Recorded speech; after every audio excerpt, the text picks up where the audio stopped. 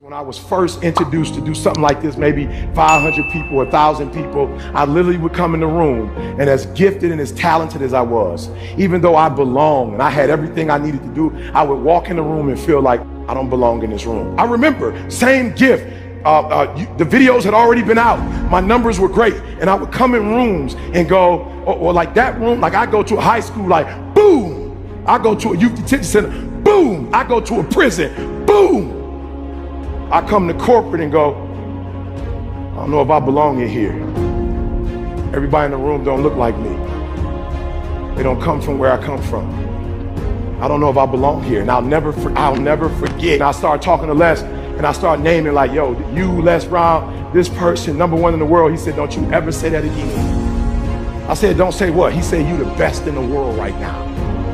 I said, what? He said, you the best in the world right now. There's nobody as good as you in the world. You're the best right now. The only reason you're not the best right now is because you don't believe you're the best now. And when you walk out this room, I want you to go in and I'm the best right now. He said, before you even become #1, start to proclaim it and say it long before it happened. Say, I'm the #1 motivational speaker in the world. And when I was number 20, I started saying, I'm the #1 motivational speaker in the world. And I went to the computer, and the world said exactly what I said, that Eric Thomas is #1 in the world. I spoke it, the world heard it, and it activated. Your problem is that you don't believe you belong here.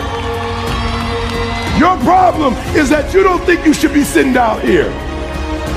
When I believed that my voice was needed in this world, when I believed that I needed to be on the stage, not for myself, but to speak to a group of people who come from where I come from, a working class, who don't know what it's like to make millions and millions of dollars, who don't understand what wealth looks like, that I needed to come in the room with a single parent mother, with a father not in my life, being homeless and a high school dropout. Only somebody who comes from where you come from can tell you you belong. And I had to get my butt on stage because there's some folks that Les Brown can't reach. There's some folks that Tony Robbins can't reach. There's some folks that only I can reach. And so I need to be on the stage with them, doing what I was called to do. And there are those of you still up there because you don't think you belong in that $1 million home. Look, I'll never forget when I first told them I was moving to California, I was putting my wife deserves to be out of the winter in Michigan. She deserves that. I remember they said, E.T., you moving to Cali? I was like, yeah. They said, what was the first thing they said? You know how expensive California is? I said, it can't be too expensive. There's millions of people that live there. Like for real, when I moved there, it won't be like 5 of us in California. There are 5 human beings. I'm like, there's a lot of people live in California. It can't be that expensive. Are you selling your home in Michigan? I said, no, why would I do that? How can you afford 2 homes? How can I not? My wife has MS. How can I not? She wants to be with her family in the summer and she wants to be in the warmth in the winter. How can I not be bi-coastal? I won't be the first one. As a matter of fact, there's some people who own 3 and 4 homes. So we got one there, and now I'm looking at the French Riviera as my next spot. We talked about the French Riviera, baby. That's my next spot. Listen to me very closely. If I had one message to leave you with that's a game changer, is you need to start to believe. Yeah, write this down. No. Do me a favor. Don't say that. Don't say you believe. Don't do that. Don't do that. Don't say, look, it's not a behavior that I'm looking for. It's a mindset. No, here's the problem. You can't have, as powerful as the human mind is, it cannot think 2 thoughts at once. So here's what I need you to do. You need to get with these people down here and you need to reprogram your mind. All right, let me tell you why I'm saying that. So I got a friend of mine, like he sees how I treat my wife, right? So like I was homeless, high school dropout. So anything, like if Dee Dee thinks that I'm gonna get it for her. I cook, I clean, like we are a partnership, like we do everything together. And so my boy watched the response I was getting from my wife as I wash clothes, as I cook, as I iron. And I'll never forget, my boy was like, I'm about to do that. And I was like, I wouldn't do that if I was you.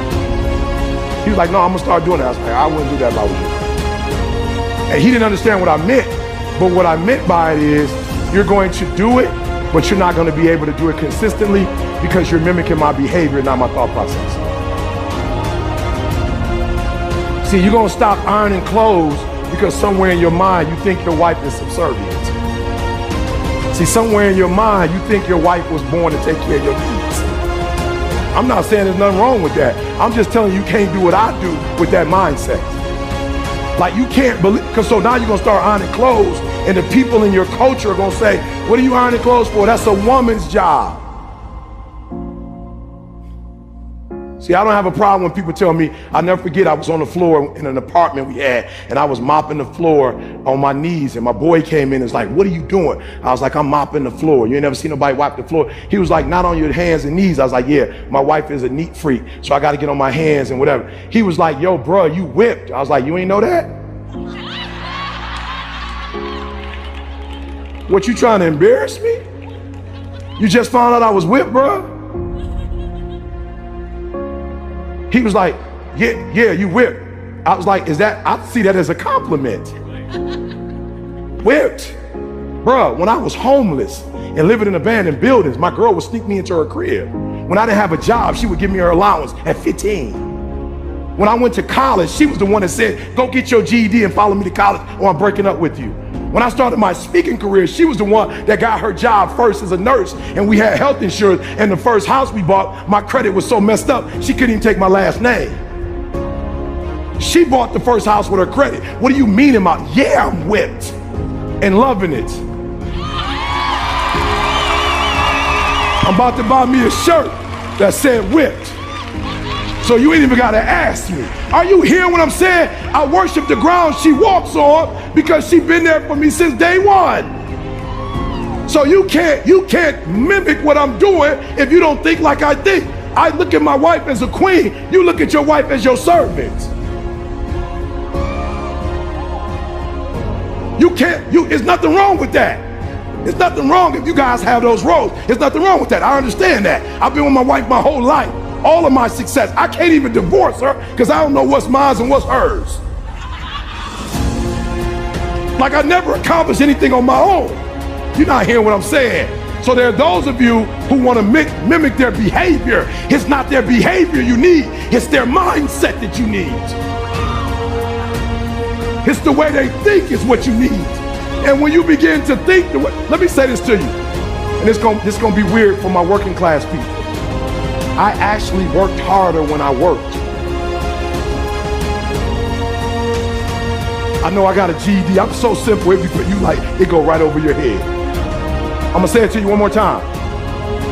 What I make in an hour now presentation, I actually worked harder when I was working. And some of y'all, you have been in the working class your whole life. You missed what I just said. I actually worked more hours, worked harder, and got less money when I used to work. Now that I have a wealth mentality, I just had a promoter call me to do some stuff in another country and was like a couple hundred. And I'm like, I'm good, bro. And he was like, no, did you hear how much I said? My man couldn't believe I was telling him no. He was like, how can you say no to 200,000? I said, because I'm an ATM machine, I'm wealth. I don't work for money, I think up money. Okay, I'm gonna say it one more time. I don't work for money, I think of ideas and make money.